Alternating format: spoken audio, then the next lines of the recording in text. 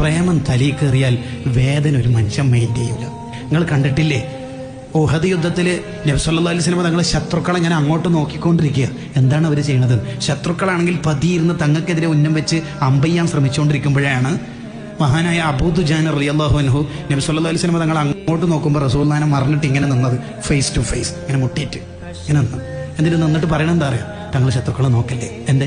എന്താ നോക്കിയാൽ തങ്ങൾക്കെതിരെ 50 അവർ വിടുന്നുണ്ട്. 50 തങ്ങൾക്ക് ദേഹത്ത് തറച്ചാൽ പിന്നെ നമ്മളെന്തിനാ ജീവിക്കണത്? അപ്പോൾ തങ്ങൾ ആ തലങ്ങോ വിലങ്ങോ ഇങ്ങനെ നോക്കുന്നുണ്ട്, ശത്രുക്കളെ എവിടത്തേക്കൊക്കെയാണ് വരുന്നത്. അങ്ങനെ നോക്കുമ്പോൾ അബൂ ദുജാന ഞങ്ങൾ പറയണത്, നോക്കല്ലേ നബിയെ നോക്കല്ലേ. ഇങ്ങനെ പറയുമ്പോഴേക്ക് തങ്ങൾക്കെതിരെ വരുന്ന 19 ഇരുമ്പിൻ്റെ അമ്പ് ഈ പുറത്ത് തറച്ചിട്ട് ബ്ലഡ് 19 ദ്വാരത്തുനിന്ന് ബ്ലഡ് പുറത്തേക്ക് പോകുമ്പോൾ അബൂ ദുജാന ഞങ്ങൾ ഇങ്ങനെ തന്നെ നിന്നിട്ട് പറയണത്, നോക്കല്ലേ നബി, എൻ്റെ മുത്ത് തങ്ങളല്ലേ, നോക്കല്ലേ.